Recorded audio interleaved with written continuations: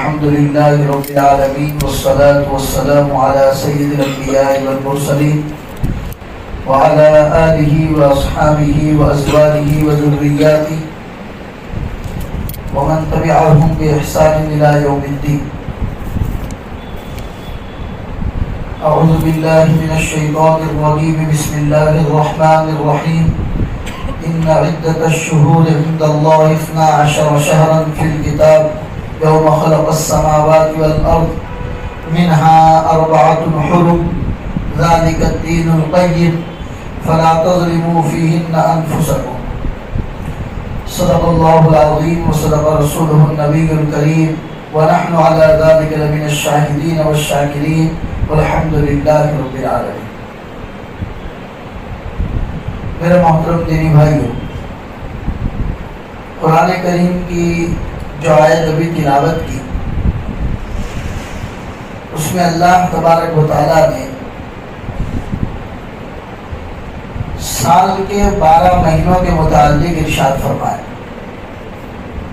کہ مہینوں کی تعداد اللہ کے نزدیک 12 مہینے ہیں، اور اللہ جس چیز میں چاہتے ہیں برکت عطا فرما دیتے ہیں. پوری زمین بنائی، اس میں برکت اللہ نے مکہ المکرمہ کو عطا فرمائی. ہماری جتنی جگہیں ہیں اس میں اللہ نے برکت مسجدوں کو عطا فرمائی. آسمان بنایا تو اللہ نے عرش کو برکت عطا فرمائی. دین بنائے تو جمعہ کو اس میں دنوں کا سردار بنائے. راتیں بنائی تو لیلۃ القدر کو فضیلت عطا فرمائی. تو یہ اللہ کی پیدا کردہ تمام چیزیں ہیں. اللہ جسے چاہتے ہیں، جس میں چاہتے ہیں برکت عطا فرماتے ہیں، برکت کو بڑھاتے ہیں، جس میں چاہتے ہیں گھٹاتے ہیں. چنانچہ اس آیت میں آپ نے دیکھا اللہ فرماتے ہیں ان عدت الشہور عند اللہ 12 شہرا فی الکتاب. اللہ کے نزدیک مہینوں کی تعداد 12 مہینے ہیں، اور یہ آج سے نہیں ہے. یوم خلق السماوات والارض، جس دن سے اللہ نے آسمان اور زمینوں کو پیدا کیا ہے، اسی دن سے اللہ نے مہینوں کی تعداد 12 مہینے بنائی. پھر آگے جو بات ارشاد فرماتے ہیں منہا 4 حرم، 12 مہینوں میں سے 4 مہینے جو ہیں جن کو اشہر حرم کہا جاتا ہے، یعنی وہ احترام والے مہینے. ان مہینوں کا احترام اتنا زبردست ہے کہ زمانہ جاہلیت میں محمد رسول اللہ صلی اللہ علیہ وسلم سے پہلے بھی مشرکین مکہ اس کا بڑا اہتمام کرتے تھے. اگر کسی قوم کے ساتھ ان کی لڑائی ہوتی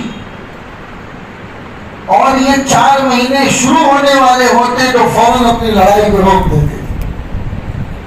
تو فرمایا کہ 4 مہینے بڑے احترام والے مہینے ہیں. اور وہ 4 مہینے کون سے ہیں؟ تو کہا 3 لگاتار ہیں، ذوالقعدہ، ذوالحجہ اور محرم. 3 مہینے لگاتار ہیں، ذوالقعدہ، ذوالحجہ اور محرم. اور چوتھا مہینہ جمادی ثانی اور شعبان کے بیچ میں ہے، یعنی کہ رجب کا مہینہ. تو 4 مہینے ذوالقعدہ، ذوالحجہ اور محرم، اور چوتھا مہینہ ہے رجب. ان 4 مہینوں کو اشہر حرم کہا جاتا ہے، یعنی یہ بڑے احترام والے مہینے ہیں. اس کا احترام کرنا چاہیے، اس میں زیادہ سے زیادہ عبادتوں کا اہتمام ہو اور کثرت کے ساتھ اس کی کوشش ہو کہ گناہوں سے روکا جائے. اس لیے کہ ان مہینوں کے اندر اگر عبادت کا ثواب بڑھ جاتا ہے تو گناہ اگر آدمی کرتا ہے تو اس گناہ کے اوپر سزا اور عقاب اللہ کا جو ہوتا ہے، اللہ کا غصہ جو ہوتا ہے وہ بھی بڑھ جاتا ہے. ظاہر سی بات ہے کہ ایک آدمی چوری کرتا ہے دوسری جگہوں میں، دوسرا آدمی چوری کرتا ہے حرم میں، مکہ المکرمہ میں، اللہ کے گھر میں چوری کرتا ہے. تو ظاہر سی بات ہے کہ اس کی قباحت بڑھی ہوئی ہے اس آدمی کے مقابلے میں جو باہر چوری کرتا ہے.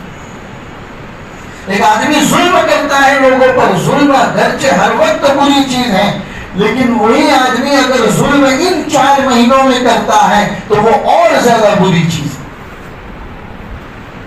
تو تاکید کی گئی کہ اللہ کے پیدا کردہ 12 مہینوں میں 4 مہینے اشہر حرم ہیں، یہ بڑے احترام والے مہینے ہیں، لہذا ان کا اہتمام ہونا چاہیے، ان کا احترام ہونا چاہیے۔ جب زمانے جاہلیت میں لوگ اس کا احترام کرتے تھے، لڑائی جھگڑا بند کر دیتے تھے، رجب کا چاند نظر آیا فوراً اپنی لڑائی کو بند کر دیتے، اسی لیے اس کا اہتمام ہونا چاہیے۔ اللہ نے ہمیں بھی یہ رجب کا مہینہ عطا فرمایا جس کی آج 11ویں تاریخ ہے، اور مفسرین تو فرماتے ہیں کہ رجب کا مہینہ رمضان کا پیش خیمہ ہے، رمضان کی تیاری کا مہینہ ہے، اسی لیے رجب کا چاند ہوتا تھا محمد رسول اللہ صلی اللہ علیہ وسلم اپنے صحابہ کو یہ دعا سکھاتے تھے اور پڑھاتے تھے، اللہم بارک لنا فی رجب و شعبان، اے اللہ ہمارے رجب اور شعبان میں برکت عطا فرمائی، وبلغنا رمضان، اے اللہ ہمیں رمضان تک پہنچا دیجیے، یعنی ہمارے رجب اور شعبان میں اتنی برکت عطا فرمائیے کہ اللہ اس سال کا رمضان بھی ہمیں نصیب ہو جائے۔ تو مفسرین فرماتے ہیں کہ رجب تخیلہ کا مہینہ ہے، یعنی اپنے آپ کو الگ کرو، زیادہ سے زیادہ گناہوں سے بچنے کی کوشش کرو، زیادہ سے زیادہ عبادتیں کرو، اللہ کی رضا والے کام کرو اور اللہ کی ناراضگی والے کاموں سے رک جاؤ۔ یہ رجب کے مہینہ تخیلہ، اپنے آپ کو تنہائی الگ کر لینے کا مہینہ ہے، اور شعبان تحییرہ کا مہینہ ہے، یعنی کہ اپنے آپ کو سنوارنے کا مہینہ ہے، تیاری کرنی، کیونکہ اس کے بعد فوراً رمضان آنے والا ہے۔ تو شعبان کے مہینے کو تحییرہ کا مہینہ کہا، یعنی اپنے آپ کو سنوارنے کا مہینہ۔ رجب کا مہینہ تخییرہ کا مہینہ ہے، یعنی اپنے آپ کو الگ تنہا کر لینے کا مہینہ ہے، تاکہ ان دونوں مہینوں میں اتنی تیاری ہو سکے، اپنے آپ کو اللہ کی عبادت کے لیے تیار کر سکے، اپنے نفس کو گناہوں سے بچا سکے، تاکہ شیطان رمضان المبارک میں آپ کو حیران نہ کرے، آپ کو پریشان نہ کرے، رمضان کے لیے آپ مکمل طور پر تیار ہو جائیں۔ اس لیے دعا سکھائے، اللہم بارک لنا فی رجب و شعبان، دعا لکھ کر یہاں پر لگا دی تاکہ جب بھی ہماری نظر ہو ہم اس دعا کو پڑھ سکیں، اللہم بارک لنا فی رجب و شعبان وبلغنا، الہ رمضان بھی ہے اور الہ کے بغیر بھی ہے، وبلغنا رمضان دونوں ہیں، اے اللہ ہمارے رجب اور شعبان میں برکت عطا فرما، اور ہمیں اتنی عمر عطا فرما کہ ہم رمضان تک پہنچ جائیں۔ تو یہ مہینہ، اور اسلام، اللہ کا شکر ہے کہ اللہ نے ہمیں مسلمان پیدا کیا، اور اسلام جیسا انتہائی پاکیزہ، صاف اور شفاف اور بہترین مذہب اللہ نے ہم کو عطا فرمایا، لیکن اسلام چاہتا ہے کہ ہر چیز انصاف کے ساتھ کی جائے۔ اسی لیے آپ جمعہ کے دوسرے خطبے میں وہ آیت سنتے ہیں جو ہر جگہ پر پوری دنیا میں پڑھی جاتی ہے، ان اللہ یأمر بالعدل والاحسان وایتاء ذی القربى، یہ آیت ہم پڑھتے ہیں، یہ آیت جب امام صاحب پڑھتے ہیں تو ہم تیار ہو جاتے ہیں، چلو بھائی جو خطبہ پورا تھے گی، ہم کو جاننا ہے کہ آیت کہنا کیا چاہتی ہے۔ یہ آیت اشارہ نہیں دے رہی ہے کہ دوسرا خطبہ ختم ہونے والا ہے اور نماز کھڑی ہونے والی، یہ آیت کہتی ہے ان اللہ یأمر بالعدل والاحسان، اللہ آپ کو انصاف اور احسان کا حکم کرتا ہے، وینہی عن الفحشاء والمنکر والبغی، اور انسان یہ اللہ تبارک و تعالیٰ آپ کو فحشاء، منکر، خبیث ان تمام چیزوں سے اللہ آپ کو روکتا ہے۔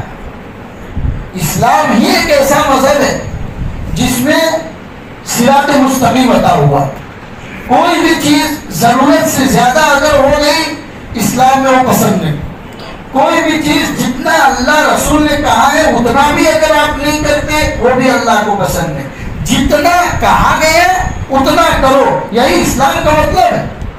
اگر آپ کو کوئی پوچھے کہ بھئی مسلم، اسلام، اس کا میننگ کیا ہے، اسلام کے کیا معنی، تو آپ کیا بتائیں گے؟ اسلام کے معنی ہی ہے ماننا، تابعداری کرنا، پیروی کرنا، یہ اسلام کا مطلب ہے۔ اللہ نے کہا ہم نے جب آپ کو نماز کا کہا ہے اس وقت نماز پڑھو، ثواب ہے. ہم نے کہا کہ اس وقت ہمیں نماز نہیں پڑھنا ہے، تم اپنا دماغ چلاتے ہو، وہ نمازیں پڑھو. میں نماز ہی پڑھتا ہوں، کوئی دوسرا کام تو کرتا نہیں، لیکن پڑھو گے تو گنہگار ہوں گے، کیونکہ اللہ نے منع کیا. اللہ نے کہا رمضان کے مہینے میں روزے رکھو، عید کے دن تم سب ہمارے مہمان ہو. اگر عید کے دن روزہ رکھو گے مطلب یہ ہوگا کہ تم اللہ کی مہمانی کو ٹھکرا رہے، گنہگار ہو. حج میں آپ جاتے ہو، بیت اللہ کے اندر آپ جاتے ہو، حرم میں جاتے ہو، ایک نماز پڑھنے کا ثواب 1,00,000 نماز کے برابر. لیکن 9 ذی الحجہ یوم عرفہ آپ کو کہا گیا حرم کو چھوڑو، آپ کو عرفات کے میدان میں جانا ہے. اس وقت اگر آپ یہ دماغ دوڑاؤ کہ میں 1,00,000 نماز کا ثواب چھوڑ کے عرفات میں کیوں جاؤں، میں تو یہیں پر رہوں گا، یہاں نماز پڑھنے کا ثواب تک نہیں ملے گا، الٹا اللہ کی طرف سے گنہگار ہوں. کیونکہ اللہ کا حکم 9 ذی الحجہ کو آپ کو یہ ہے کہ حرم کو چھوڑو، عرفات کے میدان میں جاؤ. پتا چلا کہ اسلام ماننے کا نام ہے، دماغ چلانے کا نام اسلام نہیں. لوگ سوال کرتے مولانا مسئلہ یہ ہے کہ ایک آدمی گزر گیا، انتقال ہو گیا، تو اس کی اولاد کو وراثت ملتی، لیکن اس کی اولاد میں سے اگر کوئی بیٹا باپ سے پہلے مر گیا تو اس کی اولاد کو وراثت میں کچھ نہیں ملتا. جو بیٹا باپ سے پہلے مر گیا تو باپ کی وراثت میں سے وہ بیٹا جو مر گیا ہے اس کے بچوں کو کچھ نہیں ملتا. لوگ یہاں پر عقل دوڑاتے ہیں. اسلام تو ہر چیز کی تعلیم دیتا ہے. یہ تو ہمیں بظاہر نعوذ باللہ ظلم نظر آ رہا ہے کہ دادا کی وراثت میں سے ان پوتوں کو کچھ نہیں مل رہا ہے کہ جس کا باپ دادا کی موجودگی میں ہی گزر گیا. تو یہ الگ مسئلہ ہے، کبھی وقت آئے گا تو الگ آپ کو انفرادی سمجھائیں گے، کیونکہ جمعہ کے بیانوں میں مسئلہ مسائل نہیں بتائے جاتے. لوگ سنتے کم ہیں اور لوگوں کو بتاتے زیادہ ہے. تو پتا چلا کہ اسلام ماننے کا نام ہے، عقل دوڑانے کا نام اسلام نہیں ہے. اللہ نے کہا کہ یہ کام آپ کو اس طریقے سے کرنا ہے، بس اسی طریقے سے کرنا ہے. اسی کا نام تو اسلام ہے. کسی دن شوق مجھے چڑھ گیا، میں نے 100 رکعت نفل پڑھ دی، اور دوسرے دن ٹائم نہیں ملا تو میں نے فرض نماز ہی چھوڑ دی. اللہ کو ایسی عبادتوں کی کوئی ضرورت نہیں. اللہ تو کہتے ہیں تھوڑا کرو لیکن پابندی کے ساتھ کرو. فرض ہے، فرض میں کوئی کمپرومائز نہیں، وہ پڑھنی پڑے گی، کسی بھی صورت میں پڑھنی پڑے گی. کھڑے کھڑے نہیں پڑھ سکتے، بیٹھ کر پڑھو. بیٹھ کر نہیں پڑھ سکتے، لیٹ کر پڑھو. ارے لیٹ کر نہیں پڑھ سکتے ہو تو اشاروں سے پڑھو. وضو کرنے کی طاقت نہیں ہے، کوئی بات نہیں، تیمم کرو اور اپنے بستر پر لیٹ کر پڑھو. معاف کسی بھی حالت میں نہیں. تو عبادتیں جتنی بھی اللہ نے اتاری ہیں اور محمد رسول اللہ صلی اللہ علیہ وسلم نے ہمیں بتائی ہے، ہزاروں درود و سلام ہو اس آقا پر جس نے ایک ایک طریقہ پریکٹیکل طریقے سے اپنی زندگی میں ہم سب کو کر کے بتایا اور فرمایا ہذہ سنتی، یہی میری سنت ہے. اگر اس کے علاوہ کوئی اور طریقہ اپنے دماغ سے بناؤ گے تو اس کو بدعت کہا جائے گا، جو اللہ کے نزدیک بالکل پسند نہیں. اور یہی وہ چیز ہوتی ہے جو آدمی کو آہستہ آہستہ شرک کی طرف لے جاتے ہیں. آدمی کو پتہ بھی نہیں چلتا، کیونکہ شیطان بڑا چالاک ہے. ایک انسان عبادت کرتا ہے، شیطان کی کوشش ہوتی ہے کہ اس کو عبادت سے روک دیا جائے اور گناہ میں مبتلا کر دیا جائے. انسان گناہ میں مبتلا ہو جاتا ہے، انسان شیطان اس پر بس نہیں کرتا. شیطان کو پتا ہے کہ اللہ نے اپنے بندوں کے لیے بہت سارے دروازے توبہ کے کھول کے رکھے، چاہے کتنا ہی بڑا گناہ کر کے آ جائے، ندامت کے 2 آنسو اس دربار میں اگر گرا دے گا اللہ معاف بھی فرما دے گا اور درجہ بھی اونچا کر دیتا ہے. جب توبہ کرتا ہے انسان، شیطان اپنے سر کے اوپر مٹی ڈالنا شروع کر دیتا ہے کہ میری محنت تو بیکار چلے گی. تو اب شیطان کیا کرتا ہے؟ شیطان کچھ کام بندوں کو سکھاتا ہے کہ یہ کام کرو، یہ کام کرو، یہ کام کرو، یہ عبادت ہے، حالانکہ عبادت نہیں ہے. اور یاد رکھیے میرے بھائیوں، بڑا اہم سینٹینس، بڑا اہم جملہ ابھی میں آپ کو بتانا چاہ رہا ہوں، بڑا اہم ہے. جب کوئی آدمی کسی کام کو عبادت سمجھ کے کرتا ہے حالانکہ وہ عبادت نہیں ہوتی، اس انسان کو کبھی توبہ کی توفیق ہی نہیں ہوتی۔ کیوں بھئی توبہ کی توفیق کب ہوگی؟ جب میں کسی کام کو برا سمجھتا ہوں، آج میں صحیح تو کل اللہ مجھے توفیق دیں گے، میں گناہ سے توبہ کر لوں گا۔ لیکن میں کسی کام کو گناہ ہی نہیں سمجھتا، برا ہی نہیں سمجھتا، تو توبہ کی توفیق کبھی بھی نہیں ہوتی۔ وہ انسانوں کی نگاہ میں اللہ لوگوں کی نگاہوں میں وہ اللہ کا بندہ سمجھا جاتا ہے، لیکن اللہ کی فہرست میں وہ مشرکین میں لکھا جاتا ہے۔ میں یہ بات اس لیے آپ کو بتانا چاہتا ہوں کہ رجب کا مہینہ اللہ تبارک و تعالیٰ نے ہم سب کو عطا فرمایا، یہ اشہر حرم ہے، یہ احترام والا مہینہ ہے، اس کا احترام کرنا چاہیے، اس میں زیادہ سے زیادہ اللہ کی عبادت ہو اور زیادہ سے زیادہ کوشش ہو کہ گناہوں سے بچا جائے اور گناہوں سے روکا جائے، کیونکہ یہ رمضان کا پیش خیمہ ہے۔ رمضان کی تمام تیاریاں اسی مہینے سے کی جاتی ہیں۔ انسان عبادتوں میں زیادہ لگتا ہے، گناہوں سے زیادہ رکتا ہے، تو پھر رمضان میں شیطان اس کو پریشان نہیں کرتا۔ یہ بڑا مقدس مہینہ ہے۔ اب ہوا یہ ہے کہ کچھ لوگوں نے افراد و تفریط سے کام کرنا شروع کر دی۔ ہمارے معاشرے میں کچھ لوگ ایسے ہیں کہ رجب کو منحوس سمجھتے ہیں، نعوذ باللہ، کہتے ہیں رجب میں شادی بیاہ نہیں ہونی چاہیے، رجب میں کوئی چیز خریدنی نہیں چاہیے، رجب میں یہ نہیں ہونا چاہیے، وہ نہیں ہونا چاہیے، اپنی طرف سے من گڑت باتیں ایسی بنائی ہوئی ہے۔ تو جس لوگوں نے رجب کے مہینے کو منحوس بنا لیا، اور کچھ لوگ وہ ہیں کہ جنہوں نے رجب کے مہینے کو اتنی زیادہ تقدس تک پہنچا دیا، اتنے بڑے مرتبے تک پہنچا دیا کہ اس میں نئی نئی چیزیں ایجاد کر دی اپنی طرف سے، حالانکہ اس کا اسلام میں کوئی حصہ نہیں۔ رجب کا مہینہ وہ ہے میرے بھائیوں تحویل قبلہ۔ جس زمانے میں نماز فرض ہوئی اس وقت مسلمان بیت المقدس کی طرف دیکھ کر نماز پڑھتے تھے۔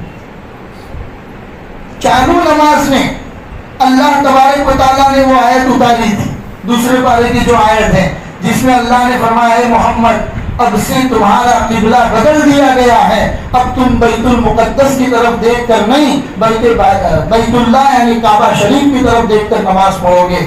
اللہ کے رسول چالو نماز میں گم گئے، اسی چیز کو تحویل قبلہ کہتے ہیں، یعنی قبلے کا بدل جانا۔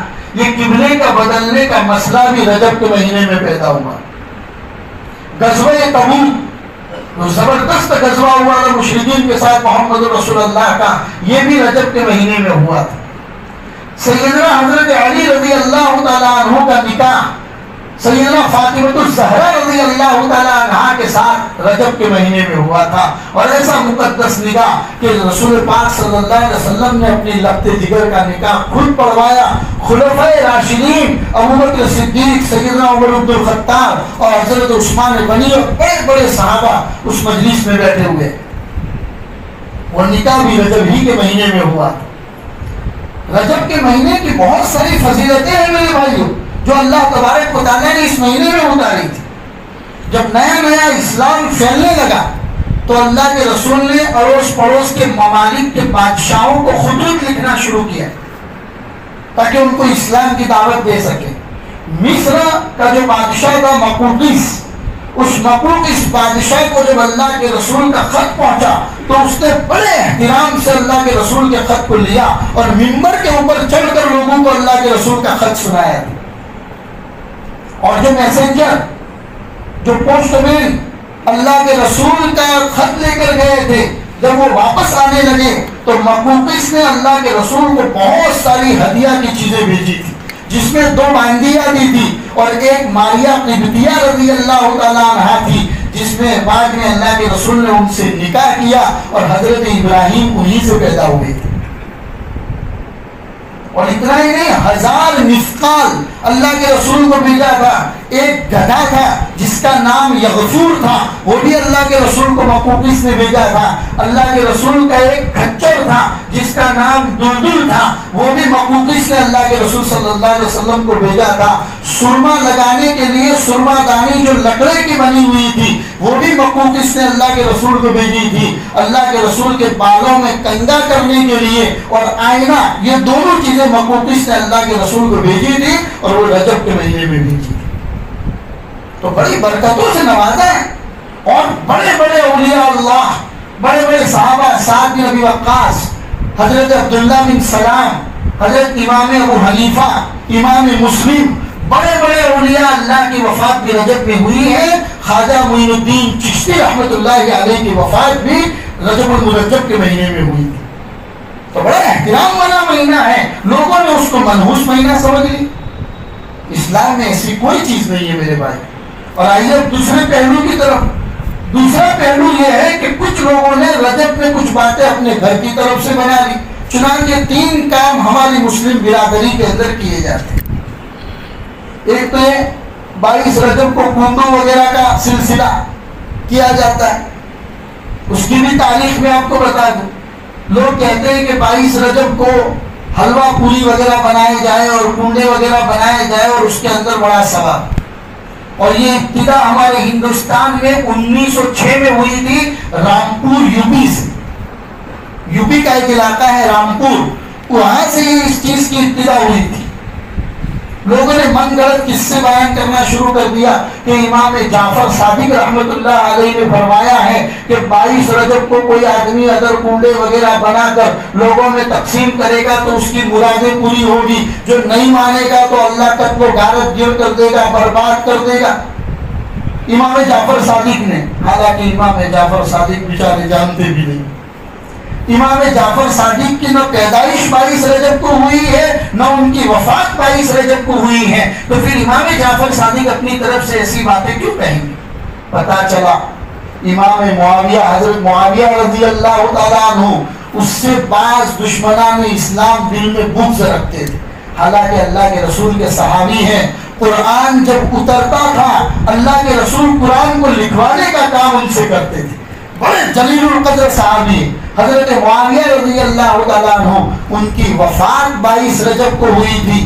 جو لوگ ان سے دشمنی رکھتے تھے تو ان کی دشمنی کو اس طریقے سے وہ ظاہر کرتے ہیں کہ بھئی اس طریقے سے کنڈے وغیرہ کیے جائیں. اسی طریقے سے 27 رجب کو روزہ رکھنے کا معاملہ قرآن اور حدیث اور محمد رسول اللہ صلی اللہ علیہ وسلم کے طریقوں سے 27 رجب کا روزہ کوئی ثابت نہیں. اہتمام کے ساتھ صرف 27 رجب کا روزہ رکھا جائے ایسا کچھ ثابت نہیں ہے. ہاں اگر آپ رجب کے مہینے میں، شعبان کے مہینے میں روزے رکھتے ہیں، 20 جمعرات کو رکھتے ہیں، یا پورا رجب پورا شعبان روزہ رکھتے ہیں تاکہ رمضان کی تیاری ہو جائے، تو یہ بہت ہی اچھی چیز ہے اور بہت زیادہ ثواب کی چیز ہے. لیکن صرف 27 رجب کو روزہ اور ثواب سمجھ کر روزہ رکھنا اس کو کوئی ثابت نہیں ہے. سیدنا عمر فاروق رضی اللہ تعالیٰ عنہ کے زمانے میں پتا چلا کہ مدینہ میں لوگ 27 رجب کے روزے کا اہتمام کر رہے ہیں. چنانچہ صبح کے وقت نکلے، کیونکہ عمر فاروق تو عمر خان تھے، وہ تو بالکل اسلام میں ذرہ برابر ادھر ادھر کی بات برداشت نہیں کرتے تھے. چنانچہ نکلے، ہر ایک صحابی کے گھر جا کے کہا میرے سامنے کھانا کھاؤ تاکہ مجھے پتا چلے کہ تم نے روزہ نہیں رکھا ہے. پورے مدینے میں گھوم گھوم کر لوگوں کو کھانا کھلایا. بڑا اہتمام کرتے ہیں. کہا جو چیز قرآن اور حدیث سے ثابت نہیں ہے، محمد رسول اللہ کا نام لے کر تم لوگ کرتے. اور تیسری چیز جو رجب کے مہینے میں کی جاتی ہے میرے بھائیوں، وہ یہ ہے کہ رجب کے مہینے میں جب جمعہ کا دن آتا ہے تو عورتیں نہا دھو کر میٹھی روٹی بناتی. میٹھی روٹی بناتی اور میٹھی روٹی بنانے کے بعد اس کے اوپر 41 مرتبہ سورہ ملک پڑھواتی. تبارک الذی 41 مرتبہ پڑھواتی. اور اس کو کہتے ہیں کہ یہ تبارک کی روٹی، اور برکت سمجھ کر لوگوں کو تھوڑا تھوڑا ٹکڑا اس طریقے سے تقسیم کیا جاتا ہے. یہ 3 چیزیں میرے بھائیوں ہمارے مسلم برادری کے اندر، ہماری قوم کے اندر ثواب سمجھ کر ان چیزوں کو کیا جا رہا ہے، جبکہ اسلام ایسی کسی چیز کی ہمیں دعوت دیتا ہے. کرنے کے جو کام ہے میرے بھائیوں وہ یہ ہے کہ نماز پڑھو، روزہ رکھو، اللہ نے مالدار بنایا ہے تو سال میں ایک مرتبہ زکوٰۃ ادا کرو، زندگی میں ایک مرتبہ حج کر لو، یہ تمام چیزیں اپنی توحید کو مضبوط کرو، کیونکہ یہ آنکھیں جب بند ہو جائیں گی، یہ آنکھیں جب بند ہو جائے گی اور میں اور آپ جب قبر کے حوالے ہو جائیں گے، اس وقت جو چیز کام آنے والی ہے وہ یہی ہے۔ فرشتہ آ کے پہلا ہی سوال کرے گا من ربک، تمہارا رب کون ہے؟ تم کہتے ہو کہ ہم تو جواب دے دیں گے اللہ ہے۔ اگر دنیا میں زندگی اللہ کے کہے ہوئے کے مطابق گزاری ہوگی تب جا کے جواب نکلے گا کہ میرا رب اللہ ہے۔ پھر پوچھے گا ماں رسول کو، تمہارا رسول کون ہے؟ تو ہمارا رسول محمد رسول اللہ ہے۔ یہ بات اس وقت منہ سے نکلے گی جب پوری زندگی رسول اللہ کے طور و طریق کے مطابق گزاری ہوگی میرے بھائی۔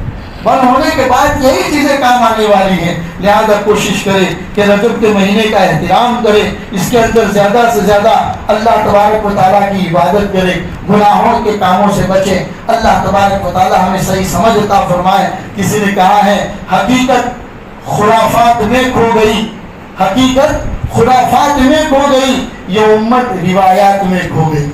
ہم لوگ روایتوں میں ایسے کھو گئے کہ اصل چیزیں بھول گئے۔ اللہ ہمیں صحیح سمجھ عطا فرمائے، محمد رسول اللہ کے بتائے ہوئے طریقوں کے مطابق زندگی گزارنے کی توفیق عطا فرمائے۔ وصلی اللہ علی النبی الکریم وعلی آلہ واصحابہ اجمعین برحمتک یا ارحم الراحمین۔